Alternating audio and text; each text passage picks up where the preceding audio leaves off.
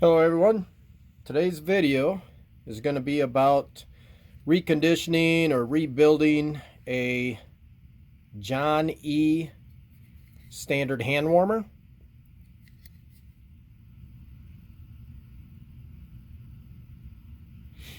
This goes for the GI models or giant models as well, and we're using a reconditioning kit that we also sell on eBay.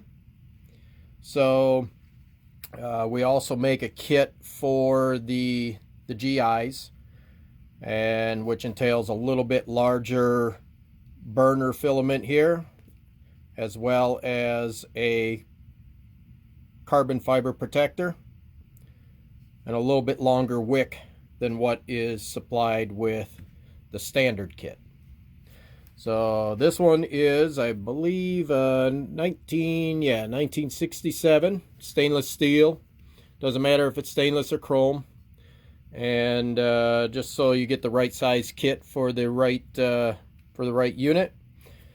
These kits have been known to be used for other makes and models and manufacturers out there as well. So let's get started. You're going to need a little screwdriver, a small needle nose pliers or tweezers will probably be helpful in some cases, and then I got a bottle of fluid, which I use Coleman lighter, Coleman white gas. I know, Jon-E had their own lighter fluid back in the day. They recommend lighter fluid or naphtha, which is, Coleman lighter fluid basically, and various other things. You want to follow your owner's manual for the Jon-E hand warmers or for whatever manufacturer that you are using. But I use the Coleman. It burns great. I've been using it for a long time. I've been around these here, specifically the Jon-Es. I've been around these for 42 years now. I love them. I use them. I have a collection of them. And so they work great when you know how to use them and fill them properly and maintain them and so on. There's a lot of people out there complain that they bought them, they couldn't get them to work properly, and so forth and so on. Well, I'm going to touch base on a few things that are key factors in this as we go through and start rebuilding it. So we're going to pop the cover off. We'll set that off to the side. As you can see, this one's been used a fair amount. It's got some blackening around the burner here. So now, a lot of people will refer to this as a wick. It's not a wick. You're not wicking fluid up like a lantern or anything of the sort. This is a chemical reaction that basically takes place. It acts kind of like your catalytic converter on your vehicle. So what it's doing is it's burning the fumes that are evaporating from having the fuel inside the hand warmer. So this wick is only for igniting. It's not for wicking the fluid up to help this burn. Earlier models did not have this wick. This came out after a few years of the manufacturing this to make it a little easier to light. You just go ahead and you make sure this has got lighter fluid soaked up in it.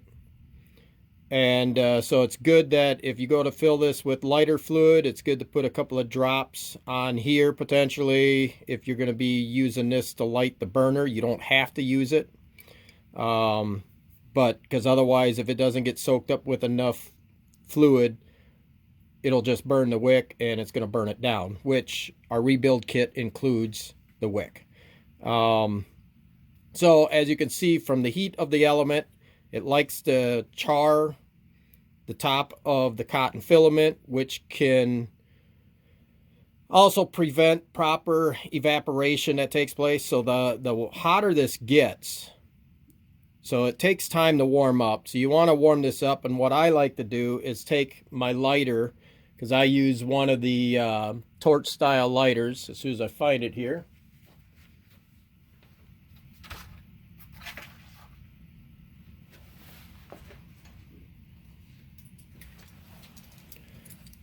one of these here units. You can use whatever style you want. You can use the old-fashioned Zippo lighter, but I use this. And as I heat the element, to help speed up the heating process, I like to heat the top rim of the metal here too, because as the body gets hotter, it causes more evaporation to take place to get them fumes rolling up out of this opening to hit the burner here. This burner, generally in the beginning, in the early years, they are platinum fiber burners that are inside this outer coating. So this is like a fiberglass protector over the little coiled spring mechanism they have in there that has the platinum fibers along with other fibers adhered to it. So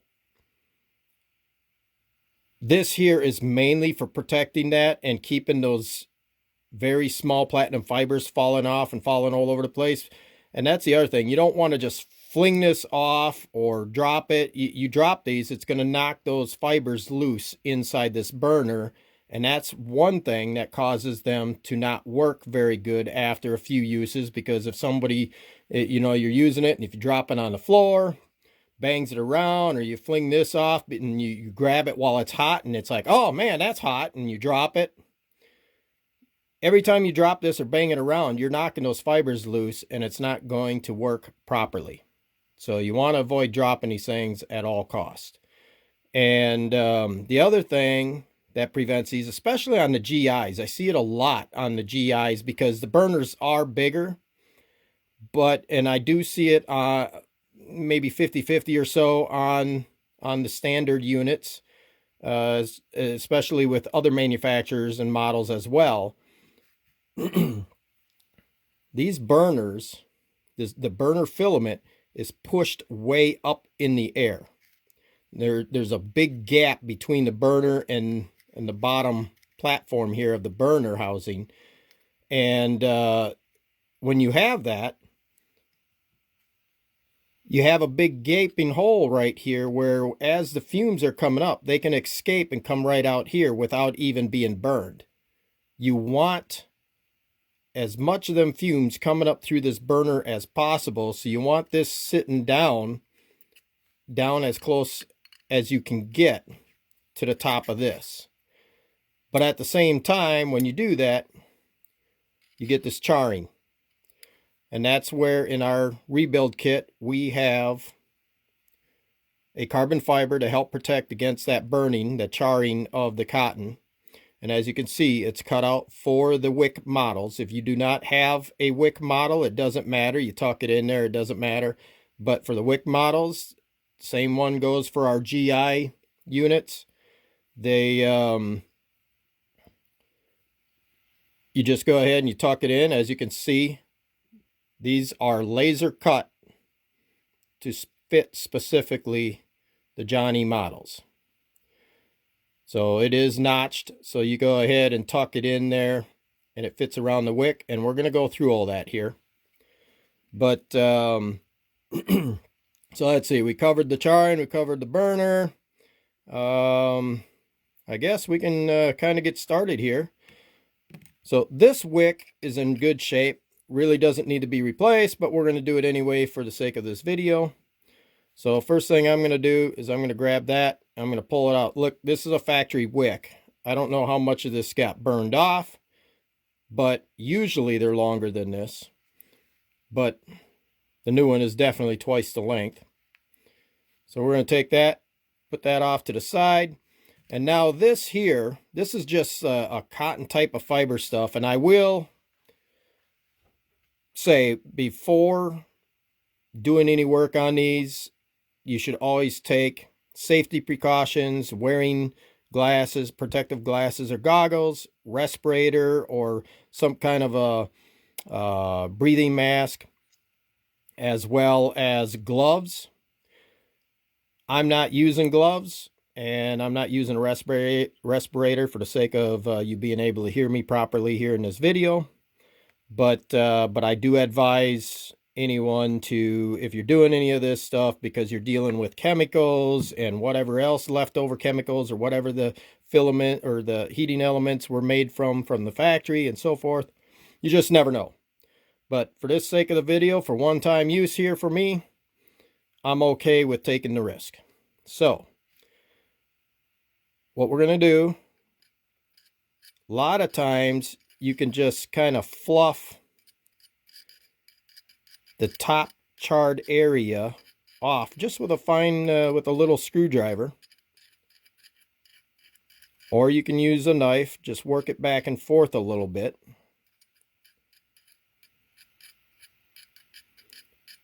And there might be times you'll have a little bit of a tough spot that got charred a little bit more than others. We're going to go ahead and grab that out of there. See how fluffy that is?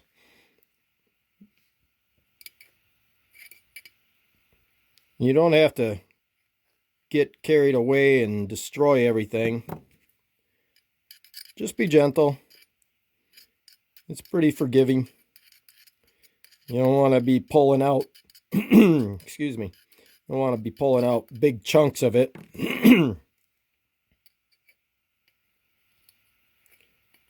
But that charred stuff comes out pretty easy. We got most of it out now. The browning can be from heat and fuel, vaporization and stuff like that, but we got the most part of the real crispy charred stuff out of there. So the rest of this, it's pretty good now. So now we'll go ahead and put the wick in. So you want to kind of give it a twisting motion. Sometimes you're going to have to use the little screwdriver to get it started, but I think the Giants have a little bit bigger hole in them, making it a little bit easier. But so you get that started in there. You want to twist it because the ends can fray a little bit, so it's a little easier if you kind of put it on edge and start twisting in as you're pushing it. And then if there's any frays trying to stick up as you're doing that, once you get it started, you can tuck it in with the edges around there with the screwdriver. But keep twisting it and pushing it down. So a lot of times, depending on what's been done to these things over the years, but if you just pulled out a fresh wick and you're putting a new one in, a lot of times the new ones are going to go right down in there. Otherwise, if you're struggling to get it down in there, you can just take your screwdriver, get right back against that outer edge there, and just slide it down behind the wadding in there so you can slip your wick in there. And when you get in there, I like to start them off at about the same height as the rim. And then you can go ahead and just kind of tuck the cotton filament in there, back in around the wick to just kind of put a little friction against it and hold it in place. The carbon fiber that comes with the kit.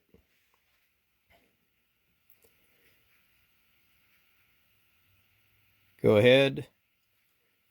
I line it up. I'll put my thumb down, hold it on the rim there on one end. And then I go ahead and just kind of push it down in.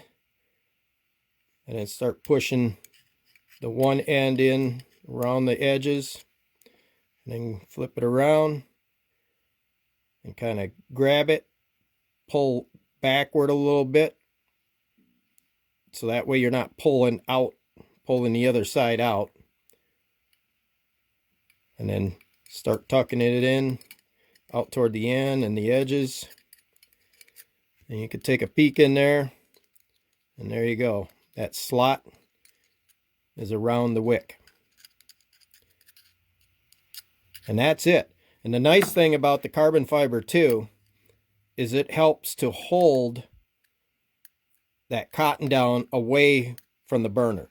This burner does not need to be touching that cotton. And matter of fact, you do not want it touching that cotton filament in there.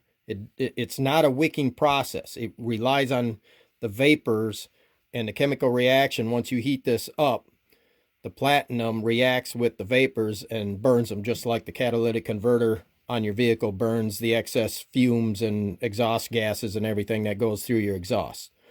So same concept. So A lot of times people are pulling that cotton right up to the bottom, or right up to the top of this here, so it's right up by the burner.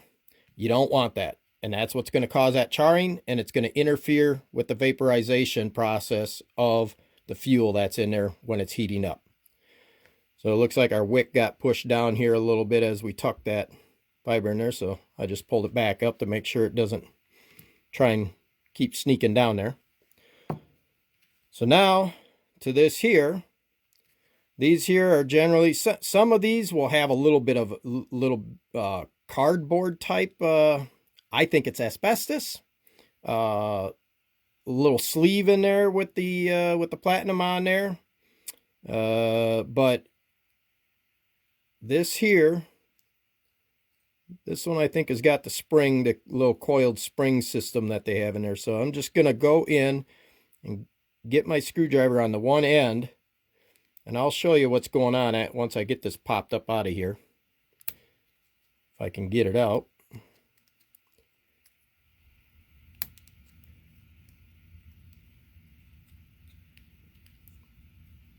Yeah, it's caught up in there good.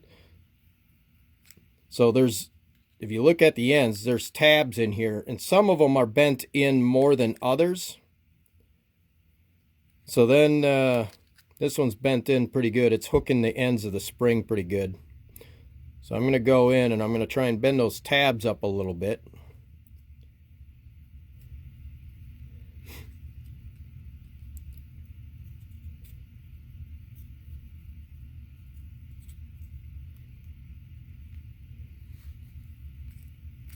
Let's see if we can get this pried out. Most of the time they're pretty easy, but once in a while you get one that doesn't want to cooperate as easy. There, it's popping out. So you can see the end of the coil here. So this is basically like a fiberglass mesh tube around the unit. There, I got that end out because it was hooked in. Now, if you can see those tabs, see if I can get it at a decent angle here. You can see these tabs, how they have them. That's for hooking the end of the springs. So this is the originals. So this is where you want to be real careful. You don't want to breathe this stuff, because back in the day, they use asbestos on almost everything. So if you're not comfortable with doing this stuff, don't do it by all means, but that's why I suggest you should always be wearing protective gear such as a mask, eye protection, and gloves. So we're going to set that off to the side. We no longer need that because the kit comes with a whole new system. I'm going to go ahead and clean this up real quick. Just clean some of that burnt residue off.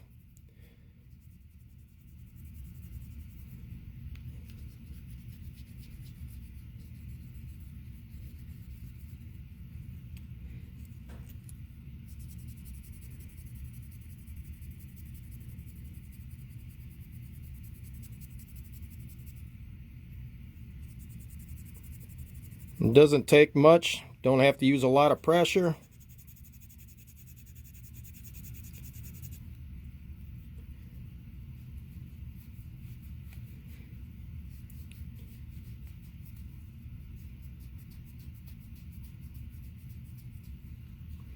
And if you don't get it all off, it's not a big deal. Otherwise, you can take as much time as you want to try and get it cleaned up. As you can see, it's getting cleaned up pretty nice here, just in this minute worth of work or so here.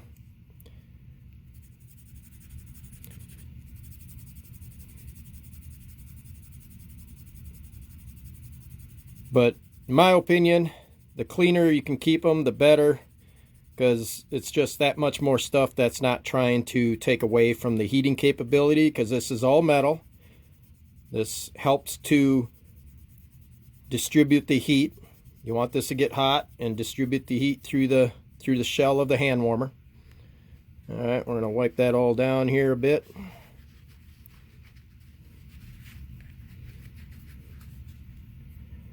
Let's set this stuff off to the side. And now this is the new heating element. This is a metal fiber, not this fiberglass stuff. This actually allows the fumes during the evaporation process. These here are open more to allow more airflow and more to allow the fumes to come up through there to get to the heating element better. And this is just tape. This is just like a painter's tape wrapped around just to keep the ends from fraying while you're installing it. You do not have to remove these. After using this, once it gets hot, after the first 30 minutes, that tape, it'll actually probably be burned off in the first 10 minutes, but at least within the first 30 minutes or so, that tape will be pretty much gone. So after doing the kit, your first lighting of it, you want to keep it out in a ventilated area. You know, I don't know what kind of fumes are going to be given off by that tape a whole lot. You're going to smell anything, just like anything that's new. When you buy anything new and you start putting heat to it, any kind of burners or anything like that, you're always going to have smells. So it's just best to have it out in a ventilated area for the first lighting. And I mean, you can test fire it first before you actually plan on using it. But there again, you don't want to drop these. If you do, you do, but try to avoid it as much as possible. There is a spring system inside these, and it's got the platinum embedded fibers inside here. Do not remove that spring. If you remove that spring, you're going to lose the capabilities of heating, because as you remove it, like I said, the fibers in there are embedded with like platinum dust basically. So if you bang them around too much and stuff, it's going to fall off, just like if you bang the originals around, it's going to knock all those fibers loose and they're not going to work properly. So do not remove that spring, because if you do, the odds are it isn't going to work, or it isn't going to at least work as well as it should. So now what I generally do is these tabs, because most of the time they're bent pointing up, if you can see that in there. I try and straighten them out a little bit. Get them to run straight across as much as possible. And they bend pretty easy. You just got to be able to get in there at it. But don't get too hog wild, because you don't want to bend it too far and then break them. So that one's pretty good. We'll do the other side. I think this stuff is like aluminum or something.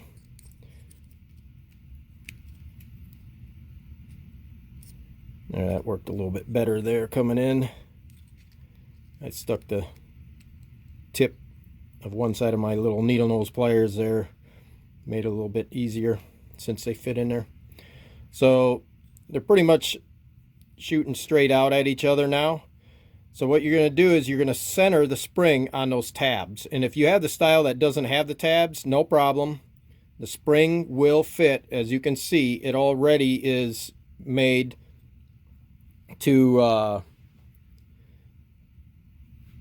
to have a kind of a friction fit around these curves of the burner. So if you don't have the tabs, not a big deal. You still will have a friction fit, but those tabs are there. We're going to use them to our advantage. It will also help hold the burner in case you do drop it, hold the filament in place. So get the one end of the spring started, centered on the tab in there. And then we're going to take the screwdriver and we're going to catch both sides of the spring here. And we're going to push in just enough. As we're pushing down into the burner housing here, we're pulling back on that spring a little bit. And get a good grip on that housing. You don't have to get too wild here. But push it down until you know you made it over the edge of the spring, and then hold it with your finger here. And now she snapped into place as we pulled the screwdriver out. So now it's centered in there on each end of the spring. So now I pushed it down. So I go ahead and I leave them in the lowest position, because when we go ahead and install it on the housing, it's gonna pop. If you watch, it'll push it up. And there, it just pushed it up. Now we know it's directly right on top of that burner opening, the opening in the housing for the burner. So, and as I said, that tape is going to burn off when it gets hot. No worries there. So do not remove that tape, otherwise you're going to fray the ends of that. That is a fine metal woven material. And the nice thing about that metal woven material, other than that it allows better breathing and more fumes to be able to get up into the filament there with the platinum, is it also helps to transfer the heat throughout. So you got a metal spring in there, you got this here, metal mesh, and then the burner housing, everything where all the heat is starting. It's going to help to heat this up more consistently, evenly, and faster versus in an insulated type environment there. So that's basically it. The burner, the unit is rebuilt, as you can see. I mean, it took longer here because I'm demonstrating everything, obviously, but it's pretty quick and easy, straightforward, and that's it. You know, you put your lid on and you're good to go. But so we're going to go ahead and we'll set this off to the side. I'm going to put a couple 3 ounces of fluid in it.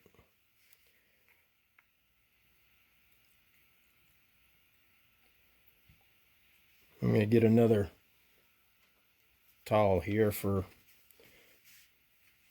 spillage sake. Never fails that you end up spilling something. So just, and you don't want to pour real fast. That carbon fiber in there, it needs to take a little bit of time. I mean, you can pour pretty fast, as you can see here.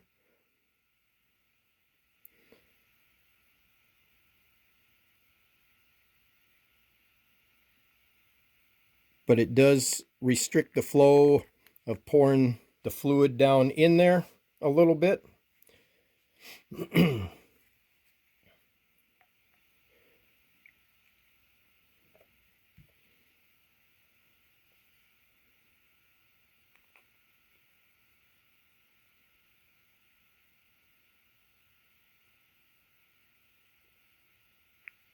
I'm giving it some time to seep down into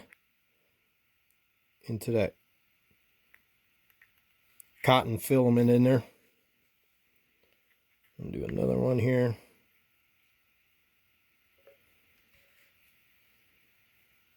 And you don't want to overfill these things. Like I said, you want to follow your owner's manual for these devices.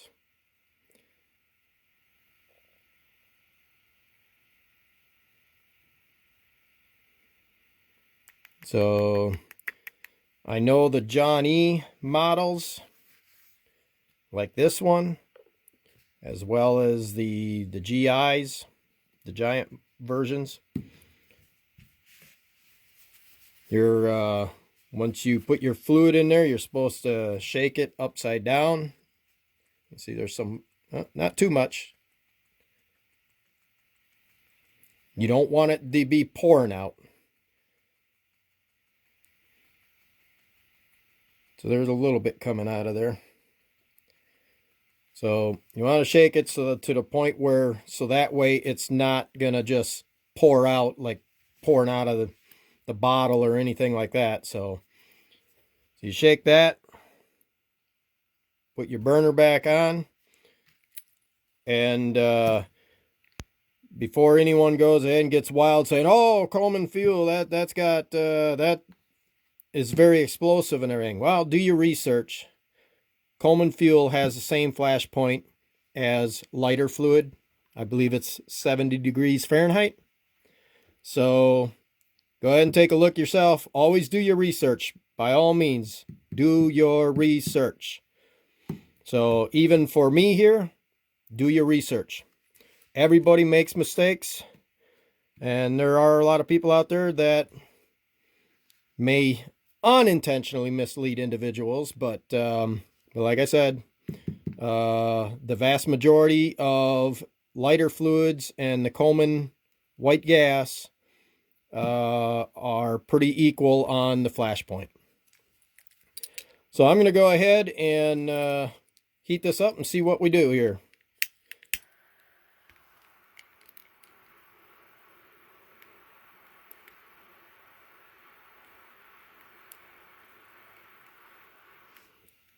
So turn the flame up here a little bit.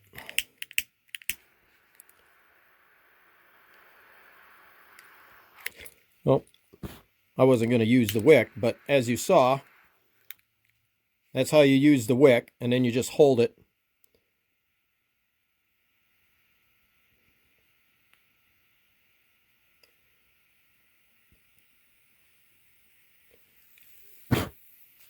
And you're supposed to, according to the instructions for the Jon-E units, you let that burn for like a minute, I think they say. Yeah, I can see it getting, probably can't see it in the camera, but it is getting a little reddish orange in there from the element. It's going to be hard to see in the camera, I think. But like I said earlier, then I like to heat, since I got the torch style here. That wick is, that new wick is definitely working better than the old one. Okay, we'll call that good.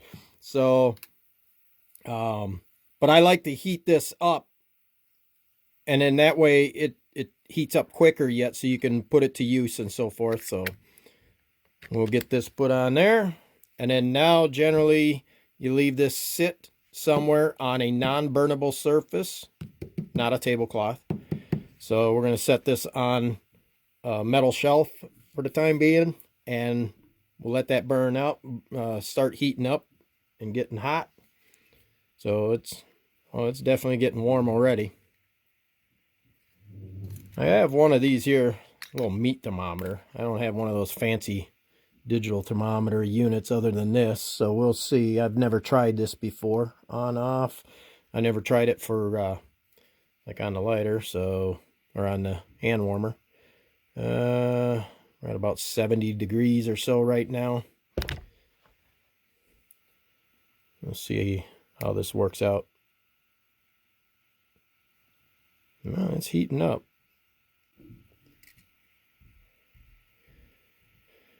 Started off at 70, it's up to 93 already, 94, 95.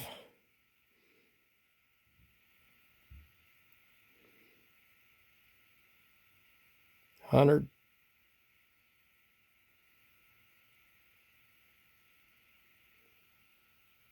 105.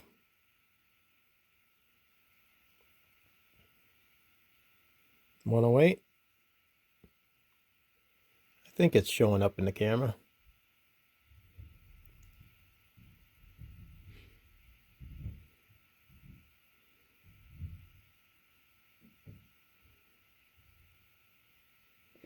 113.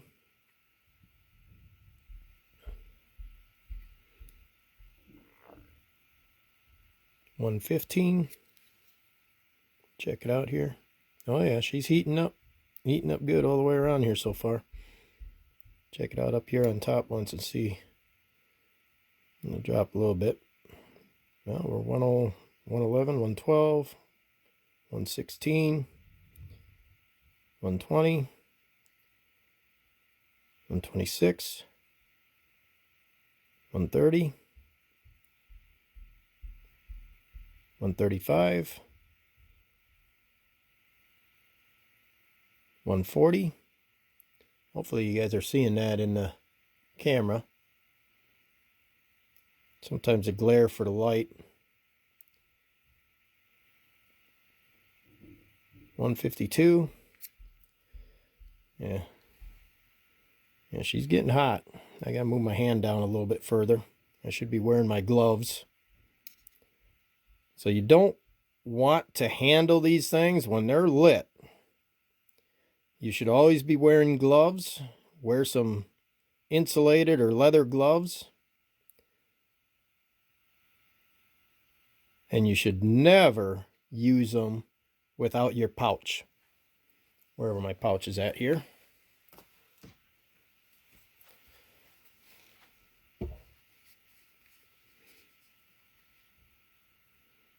Oh yeah, she's getting nice and hot. All right, continue here.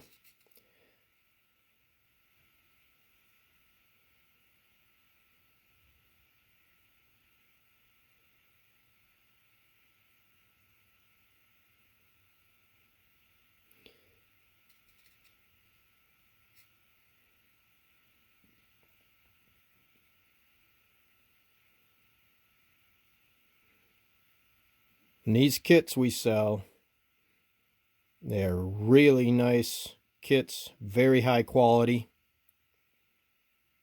As I said, that is a metal braided tube that the fiber with the platinum, and that platinum fiber stuff, the embedded, you know, that fiber that's embedded with the platinum and stuff, that's all made in the USA. Whether that makes a difference or not to people, but it is made in the USA. So we're at 100 and almost 155. There we hit 155 there right now. So when these burners are out in the open like this is where they're going to burn the hottest. 157.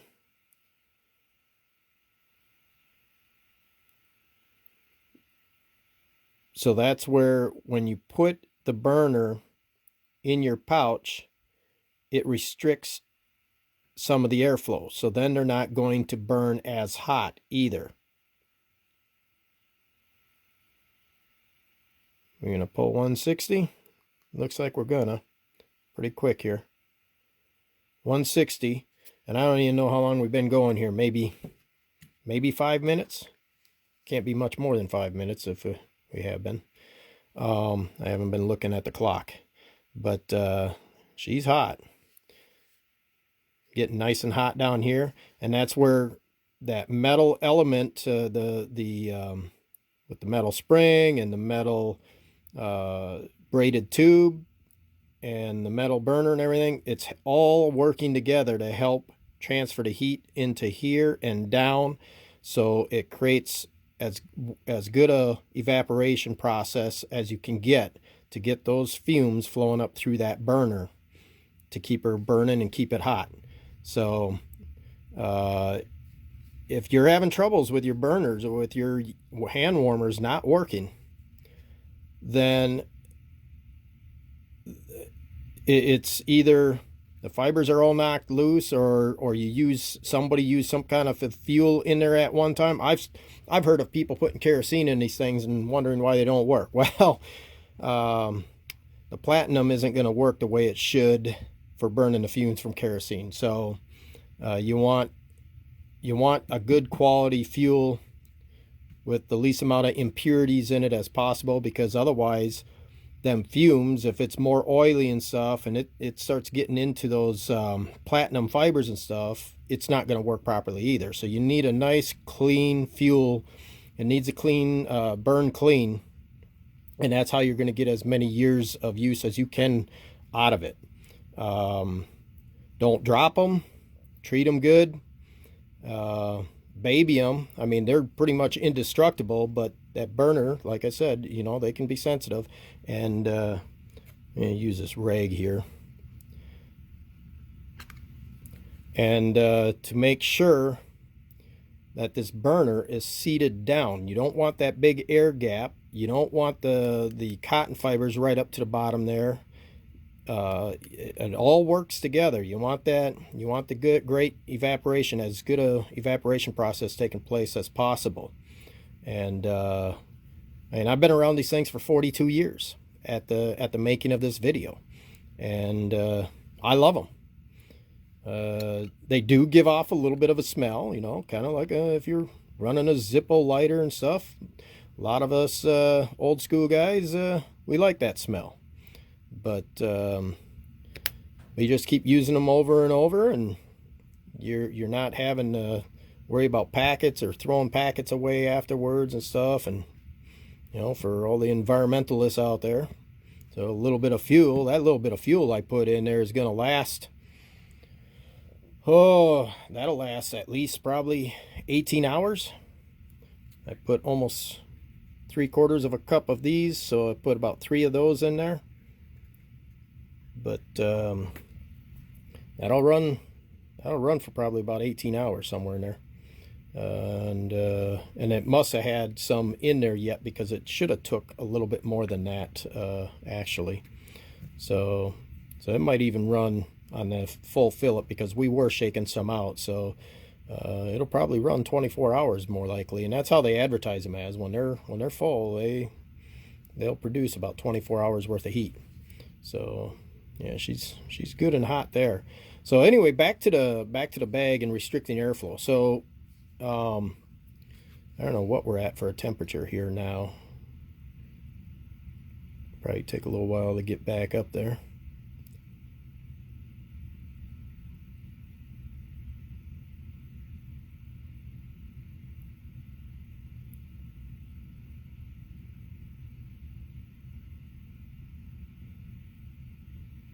$140,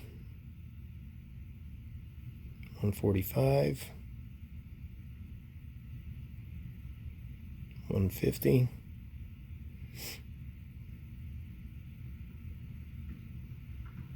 $155, and we were what, $160 a little while ago, I believe, if I remember correctly, and we're at $160 now. We just hit $161, and it's still $162, still climbing pretty good. So these new burners, they heat nice. So you do not want to handle these with bare skin. Do not burn yourself. So some of the younger people might not like that aspect. That might be why they like the little plastic instant things that you buy and throw away after one use. But I don't know, I like these. These things produce a lot more heat than those little throwaway units do, especially if you're out in 0-degree temperature. It's nice to carry. I like to carry one of these, at least 1 or 2 of these, in each of my vehicles, with a bottle of fuel or a can of fuel, whatever you choose to use, and having a lighter. It's just good nature to have something like that in your vehicle during the winter months. And with us in our climate here, right now we're 0 degrees outside, so, and probably below that with wind chill. But so anyway, back to the heating part of it. So when you go ahead and seal that up, it's going to restrict airflow, so it's not going to heat as much naturally. So you got to have oxygen in order for things to burn. This here does not have an open flame, but it still requires oxygen for the reaction to be burning those fumes. So when you put that up, you're restricting it. If you need it to get warmer again, open up the bag. Or if you go ahead and you stick it inside a coat pocket, so if you got this lot cinched up, you got it in a coat pocket and you're wearing gloves, now you're really restricting airflow. So you got your glove in there and your sleeve, and you got your glove and you're wrapped around this with the bag and everything. You're restricting a lot of airflow, and that's where a lot of people don't realize where that it's going to restrict it from heating up the way it should. And you can actually put them out by restricting the airflow too much. So there again, if you're doing that, you're going to need to open up the pouch, and sometimes you might have to pull it out for a minute and open it up a little bit, get some air movement in there, and leave it sit there for a minute or two, and get her going again nice and hot, and go put back in your pocket. If you feel safe by putting in your pocket without cinching this up, that'll help too. But it is also best when you're using these, don't wrap your hand, especially with your glove or anything, don't wrap it completely around the unit. Stay down low, because if you're up high, you are restricting these holes. You're restricting the airflow because you're gripping around that, and you're blocking off all the ability for the air to get in there.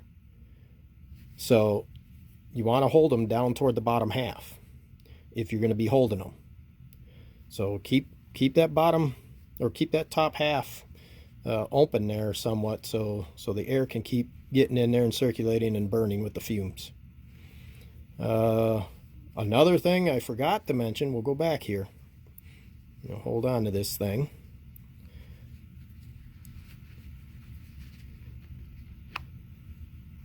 Never, never, never. Did I say never? I meant to say never. Pour fuel on the element. There's people that have done that. I've seen it in videos. Do not do that. Do not do that. You're going to damage the platinum fibers in there, and then you're going to be wondering why your hand warmer is not functioning properly. The only way you fill them is pulling that burner off. And there again, now it's hot.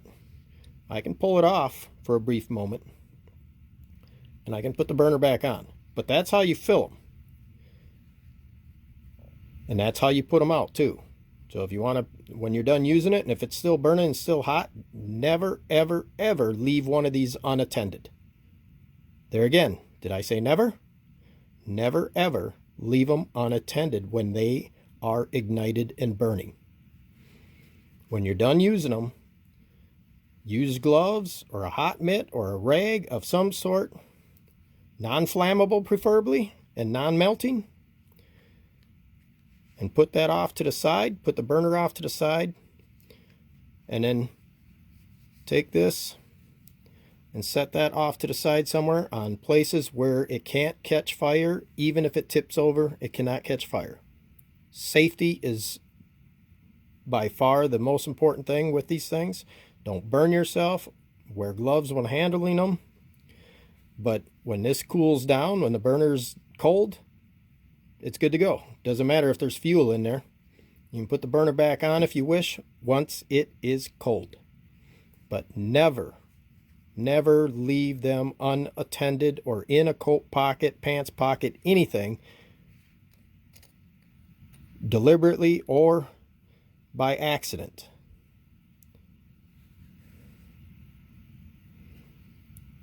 So don't have it in your coat pocket. Get home, take your coat off, hang your coat up in the closet with that thing burning. Do not ever, ever do that. You always have to extinguish them when you're done.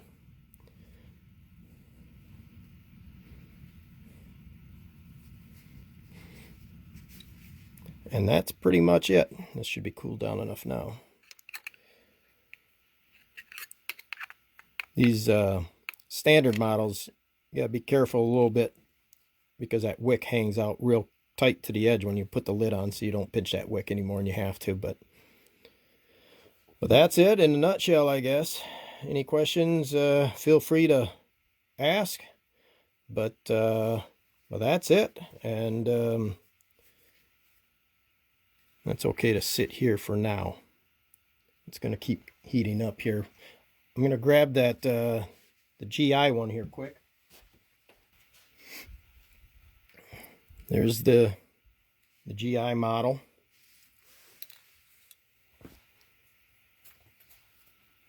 In comparison to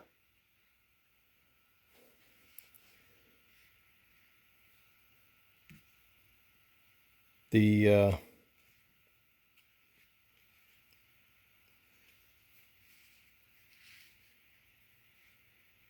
standard models. So there again, They are notched for the wick. I happen to have a GI unit here.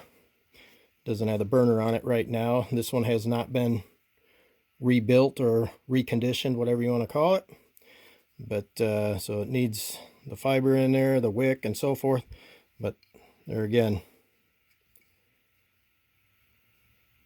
they are laser cut. And I mean laser. They are cut with a laser. And they are notched, if you can see that, for the wick. So that's the GI models. They are definitely bigger. The burners are definitely bigger. And the wicks are definitely a little bit bigger. Longer, I should say. Same diameter, just longer. So that way it gets down in a little bit further because they are a taller unit. So, and that's, we offer those, we sell them on eBay. But, and the procedures holds the same for the GIs. So thank you all for watching. Good luck with keeping warm, and hopefully, if nothing other than the kids, hopefully you learned a little bit more about the maintenance and precautions and how to get the best use out of your hand warmers, even without the rebuild kits. So hopefully it has helped somebody out there, and that goes for even the other makes and models out there. But other than that, thank you for watching, and good luck out there.